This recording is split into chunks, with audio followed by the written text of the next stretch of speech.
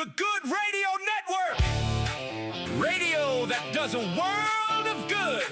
Good Radio Network. Radio that does a Well, hello, and welcome to a very special Mission Unstoppable. This show is dedicated to Podcasthon. I can't even get my words out. I'm so sorry. I'm Frankie Picasso. I'm founder of the Good Radio Network, radio that does a world of good, and co-founder of G-Woman Media and host of Mission Unstoppable and Frankie Sense and More. I believe that storytelling has the power to change lives. And today, I'm honored to be part of Podcasthon 2026, a global movement where podcasters from around the world are coming together to amplify causes, raise awareness, and use our voices for good. And because when we tell the right stories, we don't just inform people, we move them. And when we move people, we create change. So today's conversation is especially close to my heart because we are using our voices not just to be heard, but to make impact. So today, I am joined by these 5 unstoppable women, each one a leader, a change maker, and a voice of influence in her own right. Women who are not waiting for permission, women who are creating opportunities, women who are shaping narratives and building legacies. Together, they represent what's possible when women step fully into their power and support one another in doing the same. So joining us today, and you can raise your hand, is Arlene Washburn. She is an award-winning ethical matchmaking advocate and the host of the Matchmaker Mentor podcast. She founded the Love Pro Mastermind Academy, the International Matchmaking Compliance Board, and the Worldwide Referral Network, all dedicated to raising standards and ethics in the modern matchmaking industry. Today, Arlene is joining us today in support of Atlas Free and fighting against human trafficking. And we are very happy to have you, Arlene. Joining us next is Debbie Saviano. Debbie has had a successful career as a school principal, and instead of retiring, she transitioned to the world of social media and entrepreneurship. She became a co-founder of the Women's Leadership Live, a LinkedIn strategist and speaker, and she now serves as an engagement specialist with the American First Policy Institute. Debbie is supporting Jacob Bullions Ministries, and he works to combat human trafficking and protect vulnerable populations, and ACE Scholarships, an organization dedicated to providing children with access to quality education. Debbie, it's great to see you here. Thank you so much. Thank you. Next is Shirley Enebrad. She is an author, a grief counselor, a retired producer, and a writer. She hosts the Talk Stories with Shirley Enebrad. It's a podcast where she spotlights real people and the life-changing stories that they carry. And her podcasthon is Blood Cancer United, formerly the Leukemia and Lymphoma Society. Shirley's son, Corey, sadly died from acute lymphoblastic leukemia, and her daughter, Kaylee, is a recent survivor of the same disease.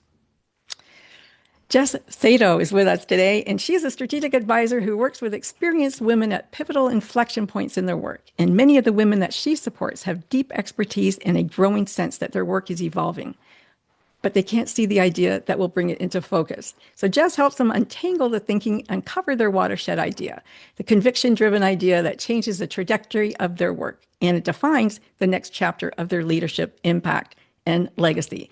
Jess is supporting Days for Girls, a global movement advancing menstrual equity through education, access, and advocacy for women and girls. And last but definitely not least is Patty Farmer. And Patty is an award-winning marketing and media strategist, an ecosystem architect who helps successful women become trusted authorities and multiply revenue through relationship first, human-led strategy, amplified by AI. And today, Patty's going to be supporting HeartProfit, an organization that supports business tackling the global mental health crisis through the innovative, purpose-driven workplace solutions. And again, I'm Frankie Picasso, and I am supporting Rural to Action, a nonprofit of which I am proudly the chair of the board. Our mission is to empower children, youth, and emerging adults in rural communities by improving education access, supporting health and well-being, and advancing economic empowerment. So looking at our theme today here, ladies, we cover freedom, protection, education, purpose, and health. I'm so excited. And what connects all of us is a shared belief that when we use our voices with intention, we can create meaningful and lasting change.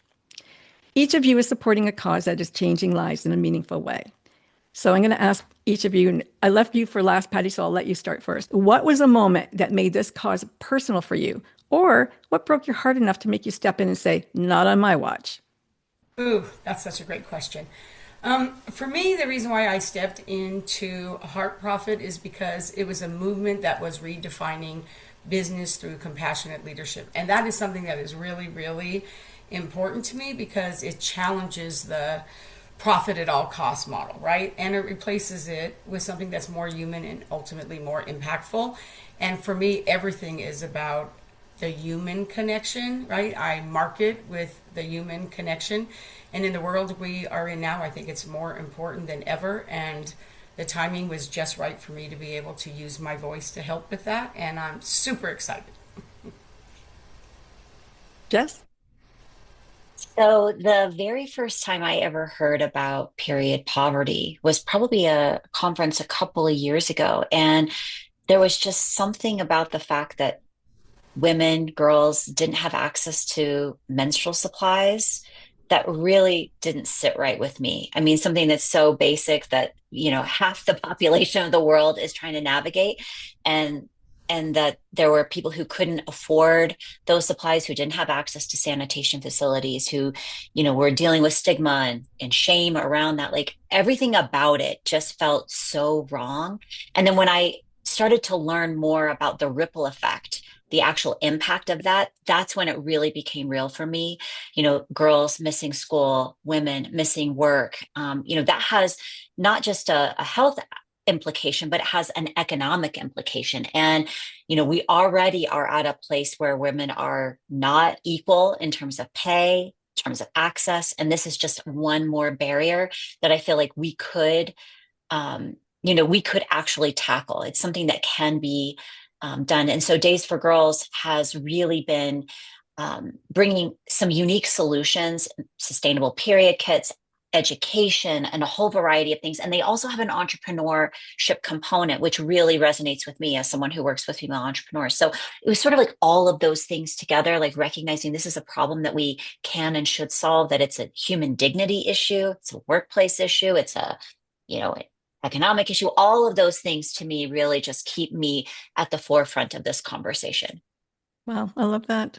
Debbie? Both of mine kind of relate back to education, if you will. We don't know what we don't know. Yaku Boone's Ministries and ACE scholarships.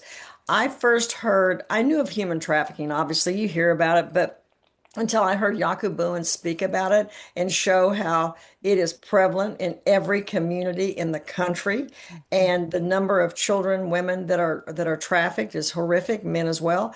And so I wanted to get involved with that to be able to educate people, because people don't know what they don't know. And so if they don't understand that it's a reality, that people target girls on college campuses, at the workplace.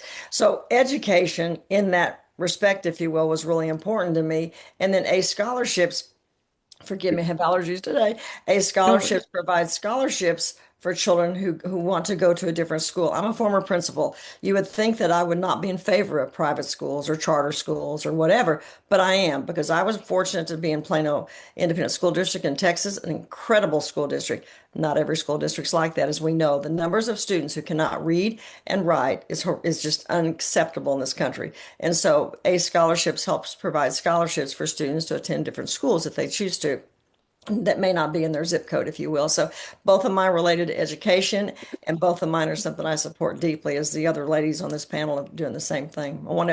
I think when we get the information out, like I did some research on everybody here and the charities. I knew a little bit more about Patty's because I know Patty, but to know Jess's for the menstrual, that is just such a simple Yeah. thing. But what can we all do to help? So I'm honored to be here. Thank you. Thank you, Debbie. Thank you. Arlene? Debbie, you and I have a lot in common, I noticed. We do. But so of course, I've known about human trafficking for a long time, but my true awareness of human trafficking started in a dark screening room, I should say. When I was the board chair of the YWCA, I was watching a documentary that we were all invited to, and I wasn't prepared for that type of information. It is heart-wrenching and painful to watch the atrocities and the things that go on in this, very lucrative business that people are making money off of abusing other people. And what I saw it really just outraged me. And that outrage never went away. And it's part of why when I started my school, the Love Pro Mastermind Academy, what I would do is if the students didn't submit their homework, they would pledge a dollar amount towards paying, towards this nonprofit by the I love end. that. Yeah, so we would track it. I mean, I never enforced it, but it was just a pledge. And then at the end, everyone would submit a payment. And I specifically chose this organization because Atlas Free is working with hundreds of networks. I mean, they're huge. This is a big operation. I looked them up, having been in the nonprofit world before as a board chair. They have a great rating with GuideStar. And I wanted to find an organization that was really making major moves and strides, and they have a great reputation. They're helping other networks of also human trafficking that are supporting, and they particularly focus also on helping women and girls who are 90% of the ones that are being affected by this, of course boys and men as well. But this is something that it just like, even when I watch a movie where there's any human trafficking involved, it's very heart-wrenching. It's very hard for me to watch. Absolutely. And it's just crazy. And to your point, Debbie, this is happening in every single state in America and around the world. And some countries are having a worse time of it than others. So it just kills me. And so we have to do something about it. And Thank you, Arlene. And Shirley. Well, I've got a frog in my throat as usual in the morning. I'm happy to be here to talk about Blood Cancer United. And as you mentioned in my introduction, I've had two children with leukemia, the exact same leukemia. But when Corey was sick, which was quite a while ago, they didn't tell me that there was a Leukemia Lymphoma Society. And so I found out later, actually, probably 20 years after he died, that there was an Wow. organization out there that would help leukemia families. And but they also do tons of research and they do education. When my daughter relapsed a year ago, she was signed up. The only thing that they thought they could offer her at that time was CAR T immunotherapy. And I found out recently, after Shirley had it, that Blood Cancer United actually was one of the main funders of the research for CAR T immunotherapy, which saved my daughter's life. And the other component was when I was waiting for her to get her blood. I don't know what they call it. They take her blood out and spin it, and they spun the T cells out, and then they shipped them to England to be treated at a lab that had created a new medication for it. And they weaponize the T cells, and then they send them back, and then they put them back in her body, and then they attack the cancer cells Wow. in her blood, which was fascinating. It was like Star Yeah, Wars. science fiction, man. Yeah. But I was in the car waiting for her because I couldn't go in with her. And I actually happened upon a Blood Cancer United video explaining CAR T or immunotherapy in general. And it was so helpful. So I was sold. And then so I reached out to them and asked about using them, sponsoring them for the Podcasthon because of everything that they've done. And I just wish that I'd known about them when my son was alive. And then for my Podcasthon episode, I interviewed a woman who got CAR T 8 years ago after 12 years of horrible treatment. And she had 7 different protocols in 12 years. It took her 3 years to get diagnosed, the poor thing. But anyway, she was talking about how she was never told about them either. So Wow. she How long was has that told been by, around? since the early 70s. The CAR T cells? No, the Blood Cancer United. Yeah. No, the CAR T, she was probably one of the first 8 years Okay. ago. But Wow. here's the thing. They started the research on that when my son was alive in the 80s. That's how long it took to be able to use it on humans. So we definitely need research, and I appreciate them so much. And so that's why I'm here. I just have to say, Shirley, that I think I interviewed you first, 2009 or 10? I can't remember. It was a long time ago. Yeah. And your book, Over the Rainbow Bridge, about Corey's story, it's still my favorite book I've ever read. It Oh, I really love is. that. It I really love is that. just such an amazing book. He's such an amazing kid. Like, just love him so much. Yeah. I know he His just had a birthday was birthday in heaven. yesterday. He shared Yeah, his my birthday dad's with your too. dad. I Yeah. know. Yeah. I love that. I love that. I hope that they're together. That'd be awesome with the dogs. That would be fantastic. Oh man. So Are you going to share about yours, Frankie? Yeah. actually, Joseph, who started it, he's on, and he just left a message for all of you. He said that you are all great women. So I Oh, love that. I love that. When I was the executive director for Girl Power USA, I'll give you guys a plug. When I was the executive director for them, I met Joseph Ware, and he didn't have Rural to Action at that time, but Rural to Action came, and it's an amazing group in Homa Bay, Kenya, and it's rural. They have a community, and he had started this a long time ago with another partner, and two partners, I believe, and they backed out at right as they were getting going, or something had happened. I can't remember the whole story, but what ended up happening was he wanted to create a system where they were sustainable and weren't going to have to rely 100% forever on donations, because that they dry up, and people get compassion fatigue and all kinds of things happen. And so we're creating this environment now where you're empowering youth and training youth. He started the breakfast for children a few years ago in one school. So he said, you know what, I just want people to give me money for a breakfast for little kids who come to school. They walk a couple of kilometers, they don't have food. And it's one way for parents to send their kids to school, because if they know they're going to get fed, they'll send them to school. If they're not, then they might just leave them at home. So it is a process, but it doesn't cost that much. And these children now, I think we're up to 600 children getting breakfast at school. So that's amazing. And I think we're trying to get the third school up now. And then they do malaria research and outreach, because malaria is very prevalent around there. And he originally started with young girls who were, like 15, 16, getting pregnant and having babies, and how are they going to support themselves? And so they were looking at different ways of getting them into business. And so Rural to Action started actually with them getting some land and planting some agriculture.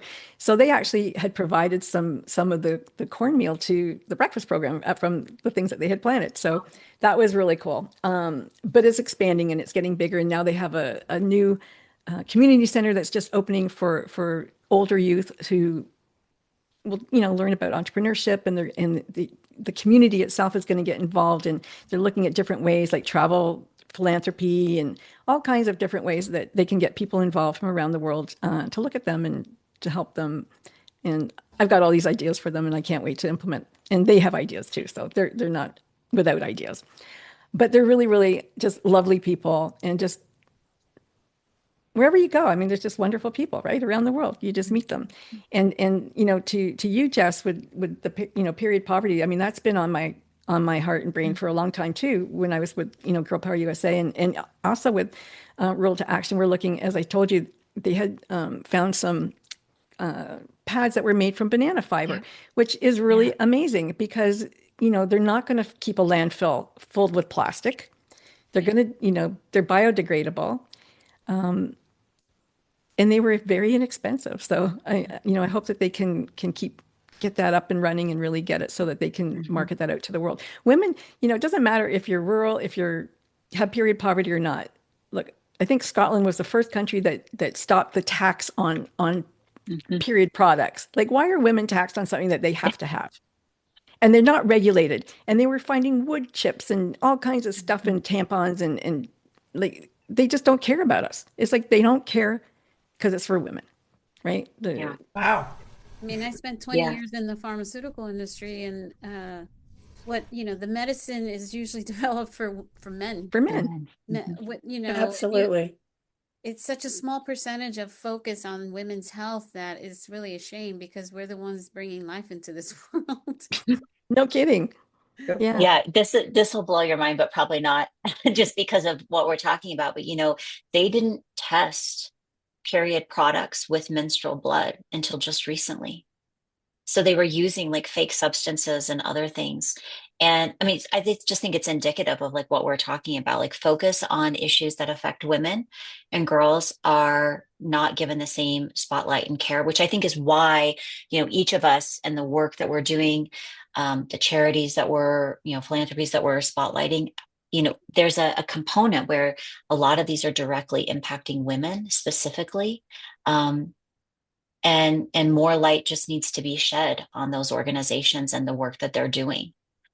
It's That really hard to is choose. Go ahead, Patty. Sorry. that is like, when you think about it, I have 6 daughters, so that kind of blows my mind. That kind of blows my mind. But I have to Blows tell my you, mind. when I lived in Las Vegas, we had a huge Asian culture. There was a huge Asian culture there. And one of the things I remember at lunch, somebody said to me, I almost fell off my chair, and I've never forgotten it.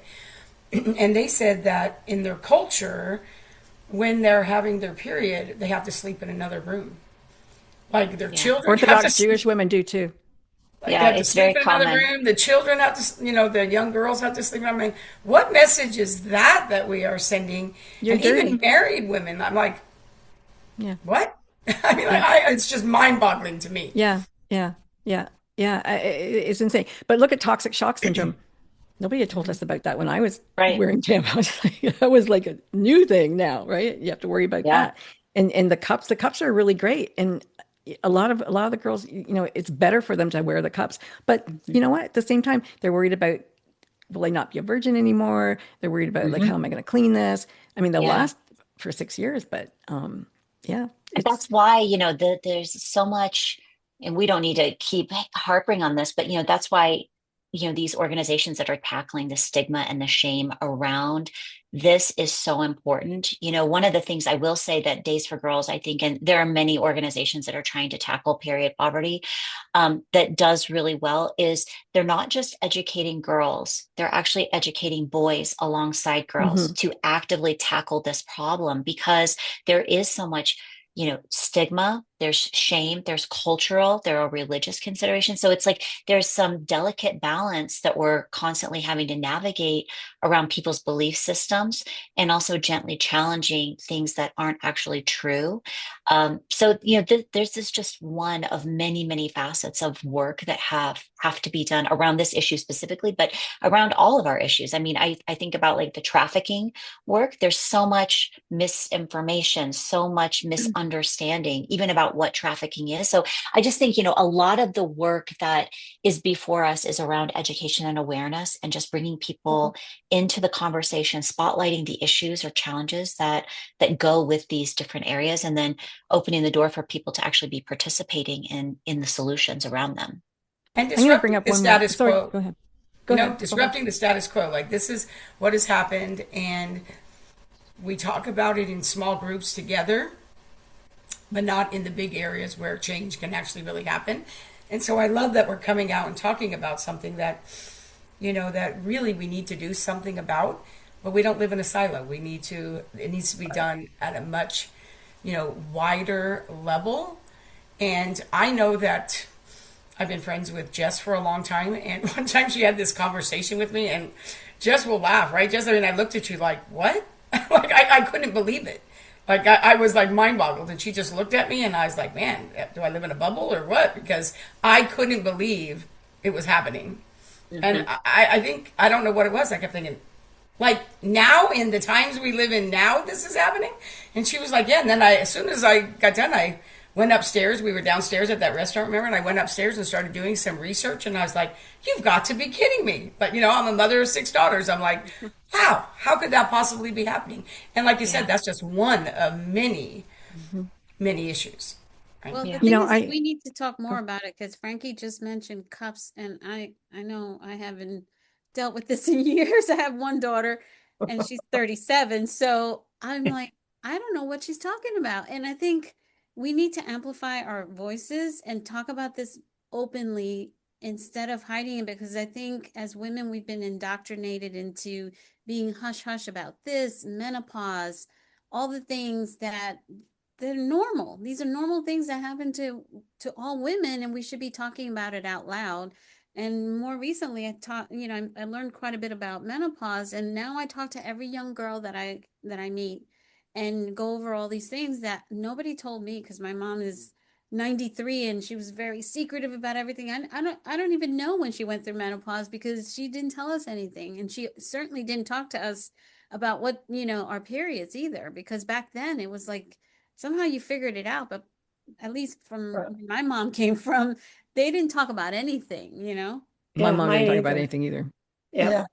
Can I also add that everyone on here, we have such, to Patty's point, I think amplifying the voice, which we're all saying, social media gives us such a platform for that. I looked all of us up, and just on LinkedIn alone, we're pushing 50,000 connections with just us here today. If you Wow. think about how we can share the awareness, the visibility, and talk about these things in just little places. So I would encourage all of us, anyone here or on the live, if you will, to tag one another and let us know. Because if you tag me, I know why you're tagging me, and I will go in and I'll share it and I'll say something and comment. Because every time we do that, we extend the conversations and the opportunities for more people to be aware of it.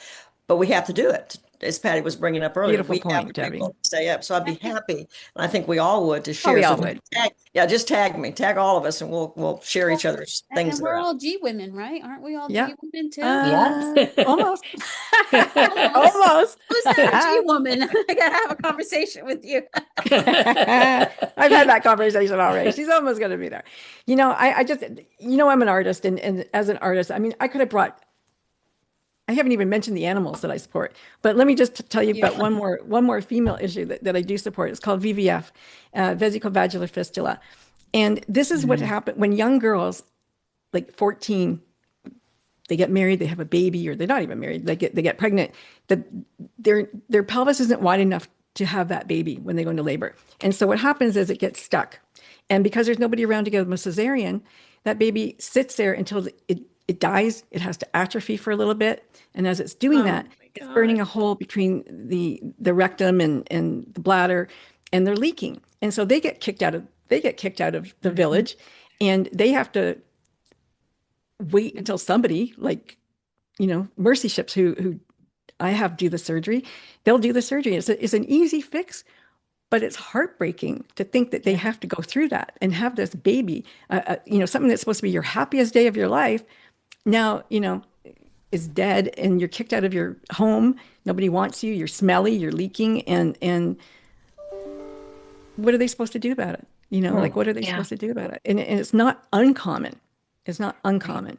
And so, I hope people think about that too, maybe providing some surgery for some women.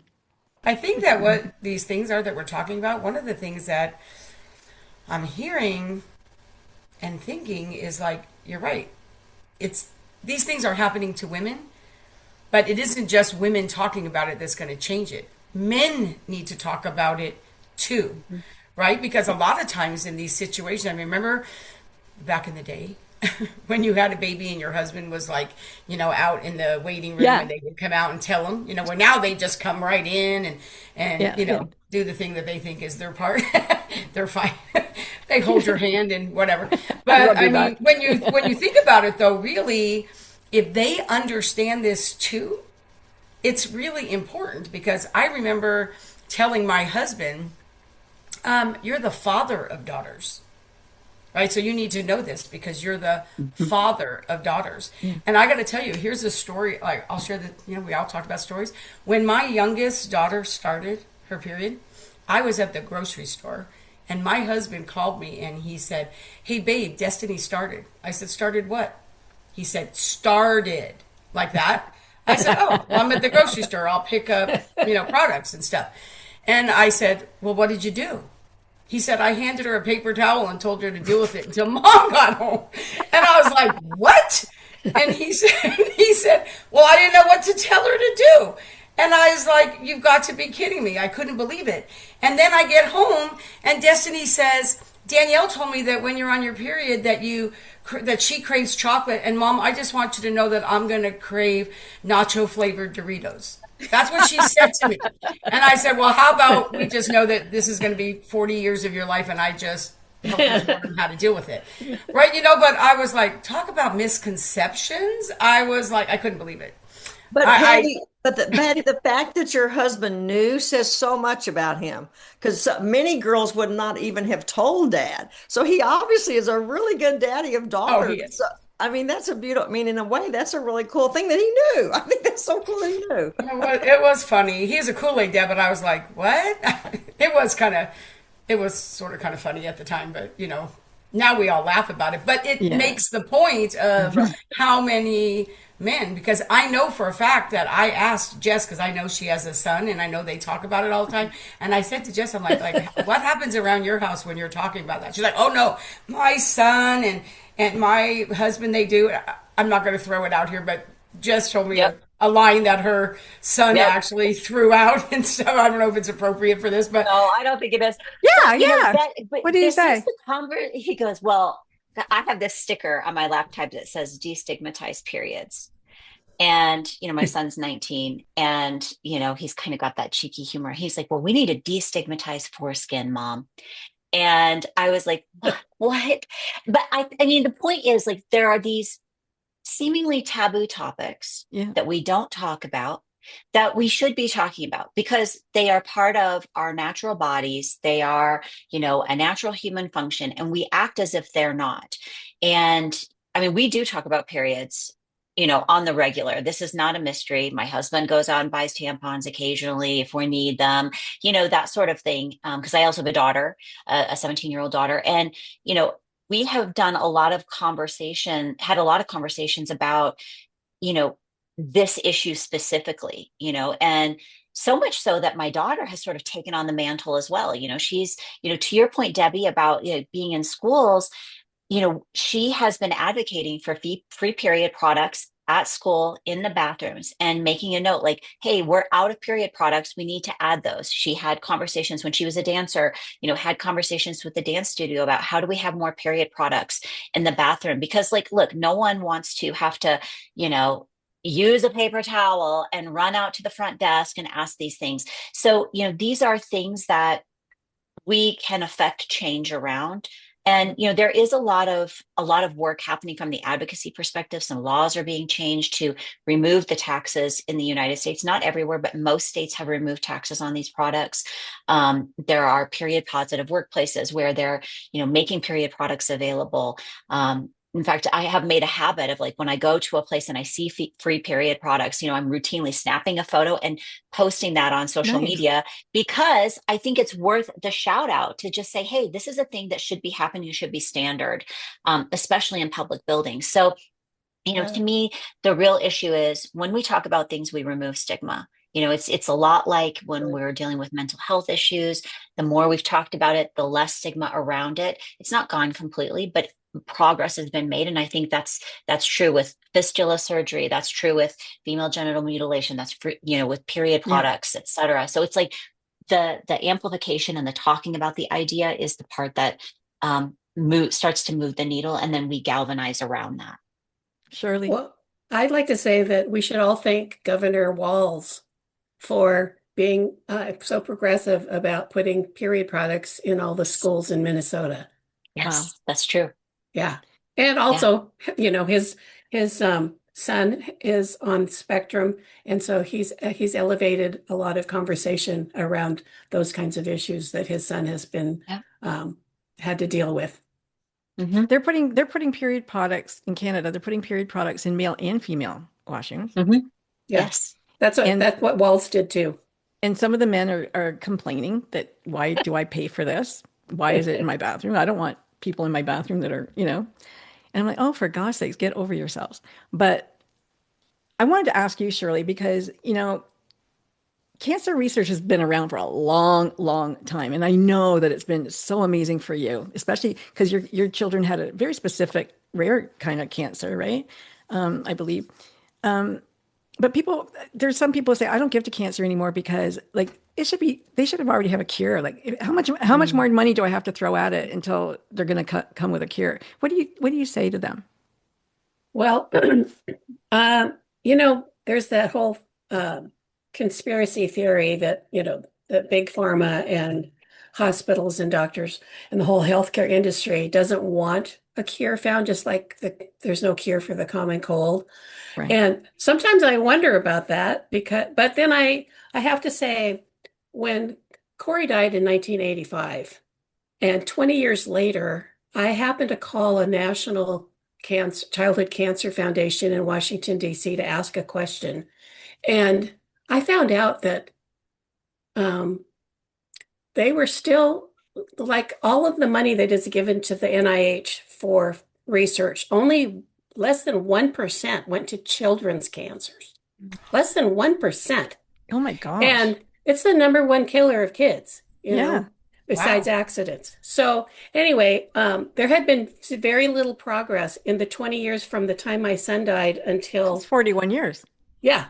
Well, but when I called them, I was so blown away. That's when I said, well, how can I help? And so then I ended up signing up to be Of course you did. the state representative for Cure Search National Childhood Cancer Foundation. And I went to DC a couple times a year for 5 years to advocate for more research money. I wasn't asking for anything right at the moment. I just wanted them to understand that they needed to get behind it or it was never going to be solved. So I think that they made a ton of progress on breast cancer and probably prostate cancer, because the people, unfortunately, in our Congress, they only give a crap about themselves. So, they're worried about getting prostate cancer. So all the men get behind Yeah, the that. mustache thing in November, right? Yeah. Well, and then for women, they're worried about not having their wives to take care of them. So they got behind breast cancer, but they don't give a hoot about kids. So I think that the problem is it's selective. And again, I don't know, because kids aren't constituents, they can't vote. They don't care. It just seems Unless it bizarre happens to to me them. that children wouldn't be their #1 priority and at least move money over. Like, you're not asking for new money know, necessarily, but you can move it over a little bit, right? I think it's just based on stupidity. But no, they because they feel Got all the studies anyway. They're not doing as much research as they used to right now in our government. Oh, they cut all the research funding. Here's an example. My daughter was treating at the University of California at San Diego. There were 10 oncologists that were in the bone marrow transplant unit, which is where she's treated. And because of the cuts, they're down to 4. 6 doctors got cut. And so people are being treated by nurses and nurse practitioners, and they're not oncologists. So anyway, her doctor was one of the ones that left, and he went to a different hospital, and so she followed him. But it's just a nightmare. And I've heard about in Washington State, clinics are closing and hospitals are, on the verge of closing. Some of them have, especially in the rural areas. There's no funding. Mm-hmm. So, yeah. That's got to What a change. great That has time to for change. that. Well, given that we're, people are having less children, I have to commend Patty for having not just 6 kids, but all girls. I can't even imagine. But, people aren't replacing themselves. It's hurting economies that we're not having as many children or marriages and all the things. And I, because I'm in the matchmaker space, training matchmakers and trying to change that and this loneliness epidemic and everything else, that they're on top of it, gutting any opportunity to solve problems for people who are alive. I mean, between AI, God knows what's going to happen with that, although I do love it, AI. It's, we're going to enjoy it or it's going to kill us. I don't know what's going to happen. We're just destroying ourselves. And I think recently I heard that in America, they allow 4,000 chemicals into our food supply. Europe only allows around 400. Now, don't quote me on this, but I think this is what I heard. I believe that. I believe Flabbergasted, that. right? Because I've been on this health kick. Now I'm going to be 60 this year. And I'm like, finally got on the health kick. And so I'm like trying to watch what I put in my body and all this. And when I heard, I was like, oh my God, 4,000 chemicals. Like, you want to talk about not eating processed foods. And then on top of it, they're adding all these chemicals. When I see my kids have the rainbow stuff, I cringe. You see all those food coloring. When you think about that and you think about the soil, like that was something that I was also blown away. And just to mention that when that daughter Destiny started her period, she was 8 years old, and and who knew? And so really, I started learning all these things about what's in our soil and how all of the girls, how it affects, well, probably boys too, their hormones and how, all of the things that are happening around that too. I was like, I mean, there's a lot that's going on in that as well.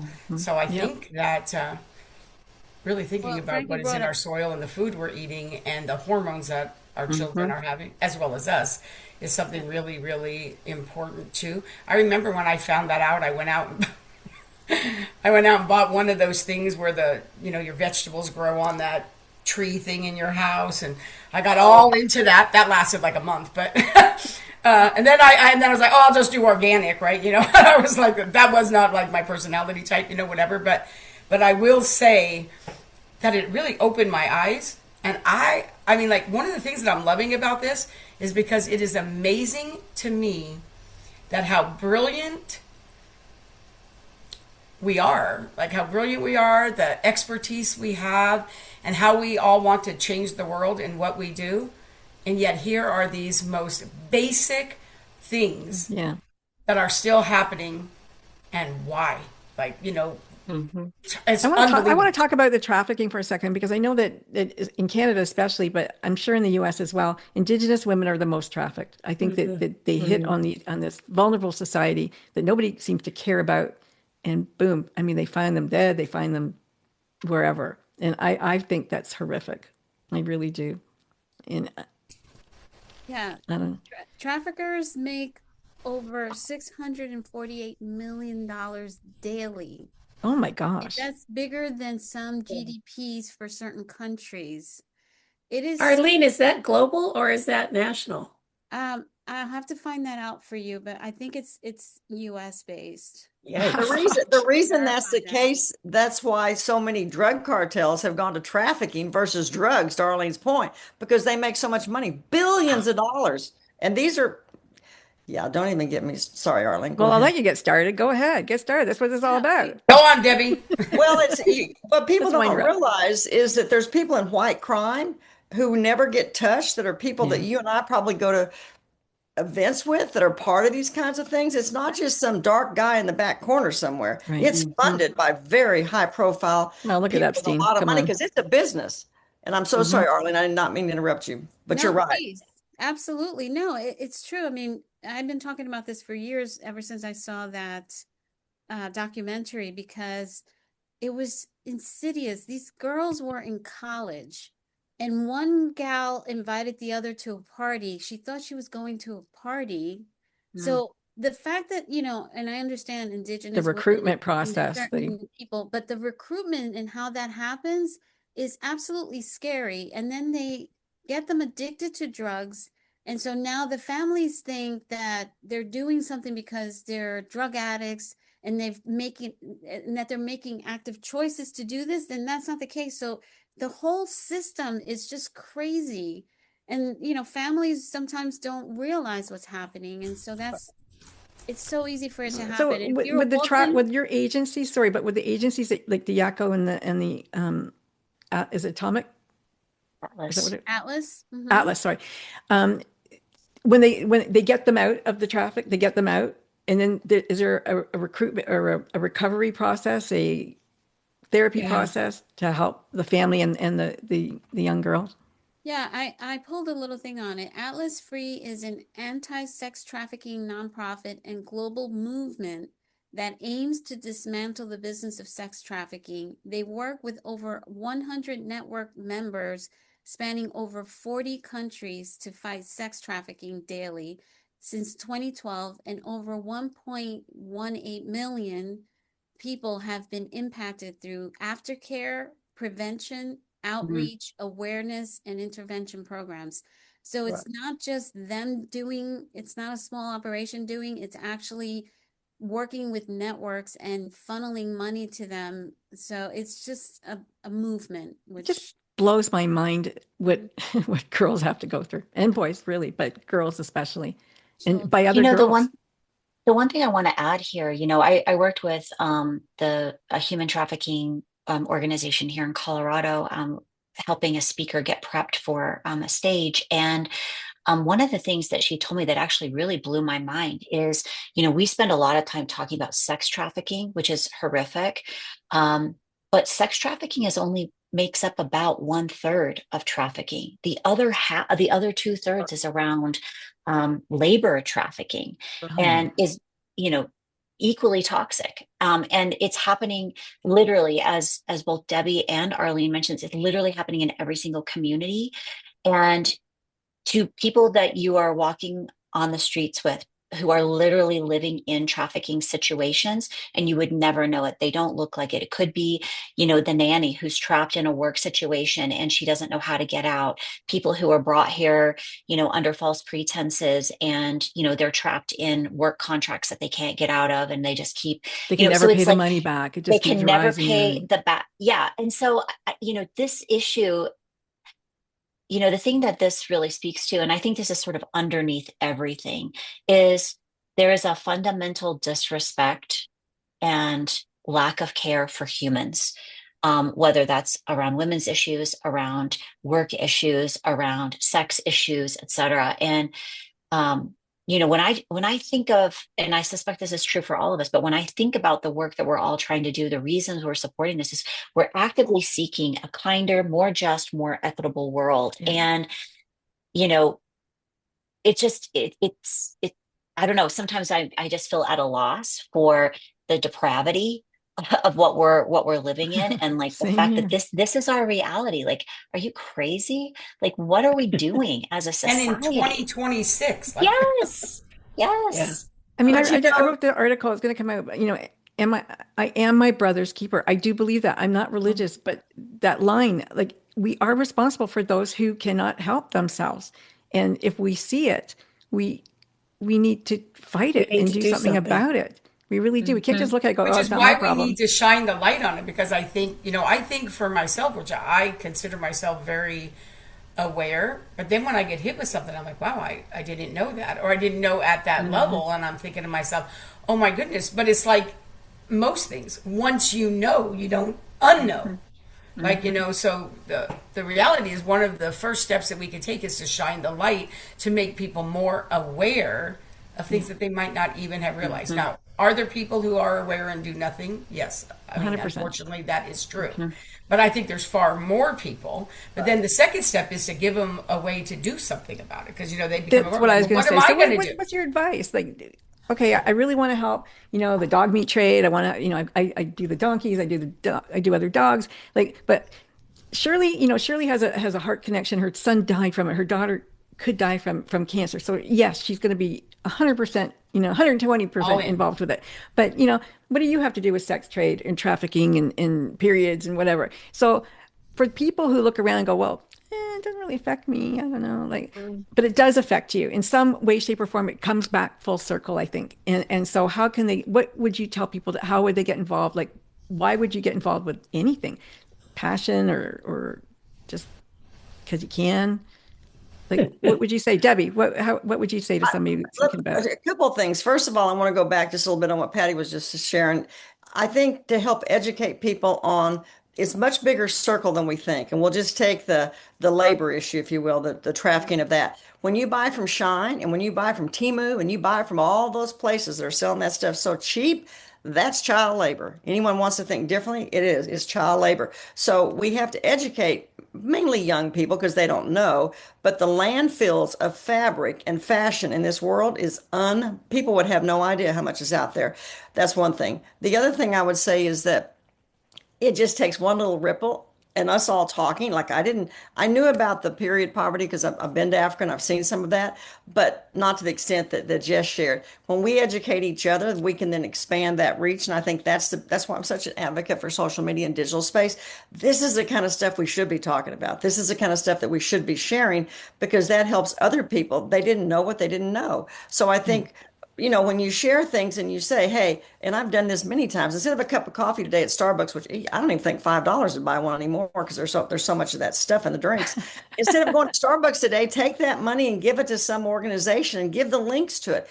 People don't want to do, especially young people, more than one click to do something. So if we can share that stuff online and we can say, click here and donate, do it today, I think people will, because I think we all agree people are good people as a whole and they want to help. They just don't know how. So just take baby steps and start doing that. That's my opinion. I had a dream, and you guys are in tech, a lot of you are in tech. I had this dream, I don't know, 20 years ago, that we have a world supply tent, and there's people who want to give and there's people who need. And somehow we've set this up digitally where the needy and those who want to give or have excess of whatever, tents and water and this and that, that they somehow they match and it goes out to them. And I don't know how, but I think that would help a lot somehow. That was my I love that. I Concept. think That's a great dream. Yes. no, I think it really is. And also I think to Debbie's point, social media is just so good at that. But also I think one of the things that we don't all realize, or we do, is that, for some people, they have more money. For some people, they have more time. For some people, they have more energy. Some people have more talents, right? So we all have gifts and talents and the things that God has given us. So, I have heard people say, oh, well, I'm still raising my kids. I don't really have any money. Well, nobody says if you don't, that's, there's many other ways that you can help. And I think that's what sometimes why people don't listen, because they're thinking, oh, I'm building my business, I'm raising my children, or whatever the case may be. But really, honestly, when you think about it, turn off a TV show. Do what's 1 hour of your time that you could go do. Like, I'm all about animals. I'm all about animals. Yeah, I me love too. it. I mean, I cry every time I hear I cry every time I hear the thing, and I'm like, but I don't really know how to do a lot of the things that they do. But at my shelter, once a month they have a meet and greet here where they invite all the people in to come do it, and I go and serve there. Oh, so I could do that. I don't have to know all the things, right? Sometimes you just need to show up. That's right. That's right. That's right. Yeah. I love You know, that, Jess. there's on a kind of practical level, like you were mentioning about the tent, there are organizations that help facilitate this sort of what I think of as operationalizing impact. And one of the organizations that I participate with is called B1G1. And the idea is that, a business like mine, like any of ours, can use everyday micro actions or things that happen in our business as a way to facilitate impact with communities, around a whole variety of needs. So, one of the things that, for example, I host my social impact roundtable every single month, and, we had 24 women. And so for those 24 women, a donation was made to help support some, particular cause. And that's something that you can operationalize in your business in the background. You can, there are just lots of little tiny ways that we can help facilitate that exchange. So if I know, if my issue is menstrual equity, then, I can be partnering with those organizations sometimes directly, right? So a portion of my revenue every single year goes directly to Days for Girls, but I can also meet very specific needs. So, this organization needs, $5, $5 to provide menstrual care products for a whole village. Okay, no problem. My business can do that. So I think there are very practical ways to operationalize impact, both as humans and as business owners. And, I think it really gets back to the intentionality and I think the biggest a choice. The biggest thing is shipping. It costs so much money just to send something to a country in Africa. That's why you're doing it and allowing them to do it, right? I think the other part of this equation is how do we do things in a sustainable way? And, that's one of the reasons why the banana leaf pads, this is just freaking brilliant, because this is a resource that's readily available. It's going to waste. It's degrading. Let's use it in a new and different way. And I think, some of the work I know they won can an award be for that. But yeah. It's amazing. But, using the things that are in country so that we're not having to do exactly what you said. And I think that a lot of times people want to do something, and as business owners, it's really easy. Like I know that one of the things I really love doing every year. There was a time in my life where I was a single parent. I've been happily married for 30 years now, though. But I mean, there was a time where I was a single parent, and one of the things I remember was how hard it was, like to get my kids school clothes, and then they would go to school, and then they'd come home with this big long list of school supplies they had to have, and you were thinking, oh my gosh, they want them to bring Kleenex, they want them to bring all of these things. It was like unbelievable. And so I thought to myself, oh, how crazy is that? And so always for me at my events, I'm always doing things for bring school supplies, right? Bring school supplies. I, do all kinds of things in my business about, well, while you're shopping for your kids to have underwear and socks, whatever, just buy an extra pair, an extra pack, and bring them. But I love doing the school supplies one, though, because I really love it when we can go and donate those. And man, those parents are so, I mean, I could just cry. They are so happy because they barely got them clothes to wear, never mind having to send their kids to school and say, oh, well, we don't have the money to buy you the things that the school needs and wants us to do, and stuff like that. So I feel like that is an opportunity as a business owner to be able to do some of those things that we don't think about because, it's kind of like, I'm not going to charge admission this time, bring a can of food, like, or bring socks or underwear or school supplies, and we're not going to charge you admission to I'll our tell you event. one thing that you guys probably haven't thought about, but women's shelters, they need clean underwear. They need new underwear. So send new underwear to those shelters. When women run away from their homes and, they're bad situations with their children, they don't have underwear. And nobody's going to donate underwear that's used. Nobody wants to wear your used underwear. So that's something that they always need is clean underwear. Yeah, after the Maui fire, my daughter called me 3 days after. I didn't even hear from her for the first 3 days. Anyway, everybody in the West Side's homes burned down with their clothes in it. And there's very few stores on Maui to begin with.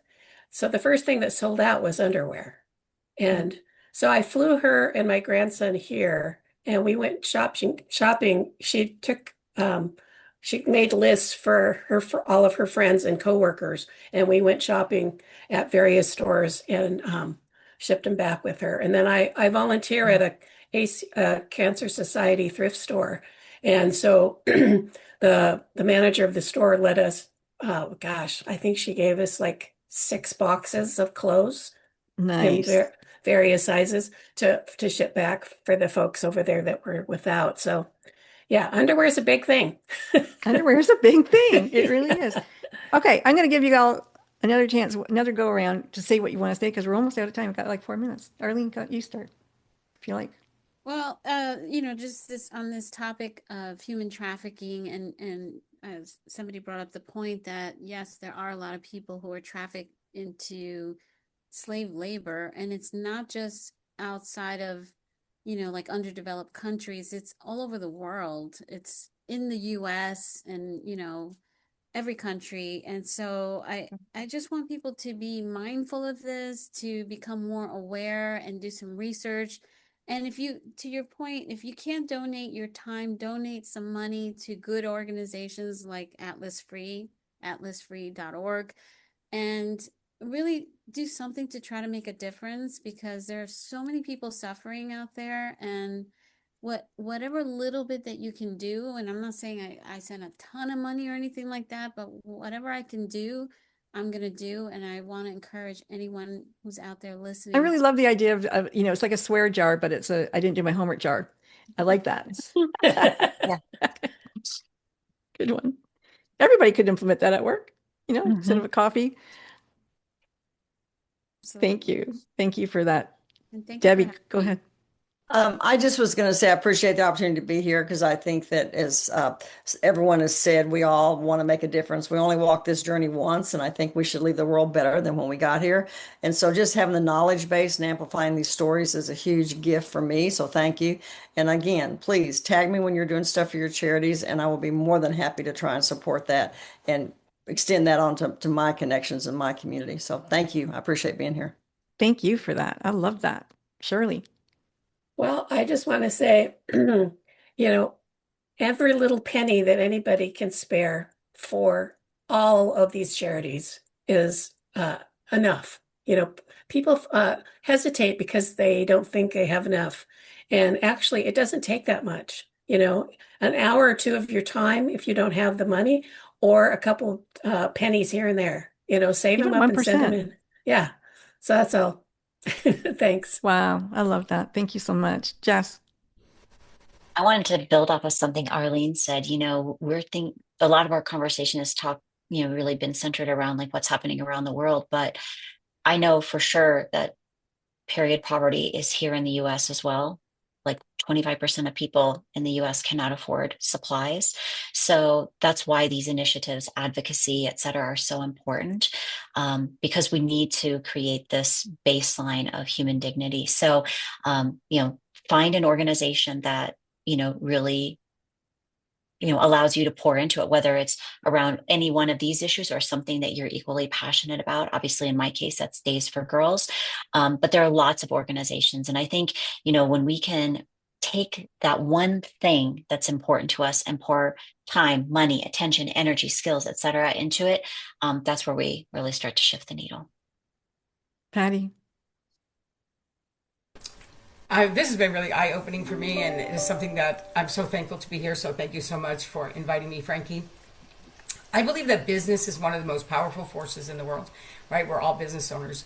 And because it is, we need to lead where it matters. So be the example, right? Use our voice. This isn't what we're talking about. It's not a trend.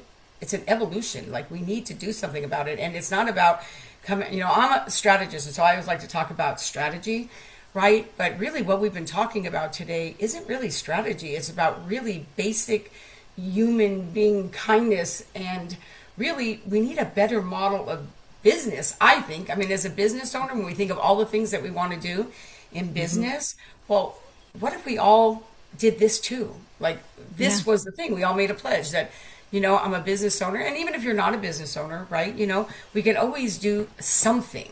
And I feel like, but when you are a business owner and you are an example, it gives you an opportunity to be able to use your voice to be a catalyst for change and be the example and set the example and model it. And I think that is really important. And every single person here I'm listening to, I mean, you've just been such a great model for what you believe and what you're here for. And I just feel so good to be here alongside you. Oh, thank you. And I love that you said it's not a trend. It's not a trend. This is something we've all been doing for years and years and years. And, as you were talking, it just made me think, nobody should have to be hungry in the United States or Canada. Nobody should have to be hungry over here. And I remember years ago, I interviewed the Ugly Fruit Society. And these fruits in the grocery stores are just put in the garbage every day because they have a blemish or they have they grew funny or whatever. But they will feed people. There's nothing wrong with them. And you know what? Give them away. If you're going to throw it out, give it away. For God's sakes, don't be throwing out food when so many people are hungry.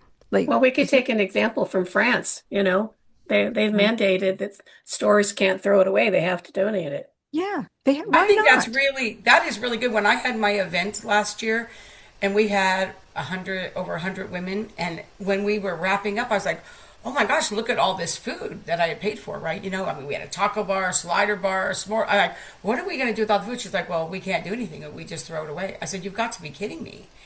And I literally had the opportunity to pay the valets $200, and they packed up all that food and took it down to the women's shelter. That's what I used to do at the government. I used to give it to the women's shelter when all that food was left over. Like, why? Why not? Nobody had touched it. It was good. Exactly.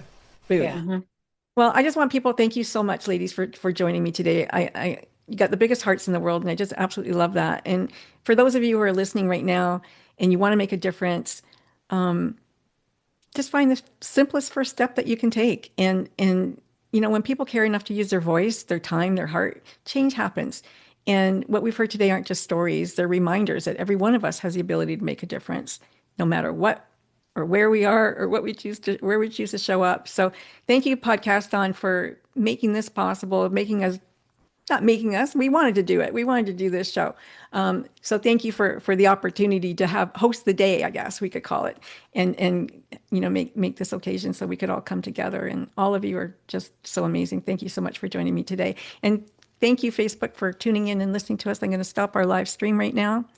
And thanks, Frankie. Thank you you so much.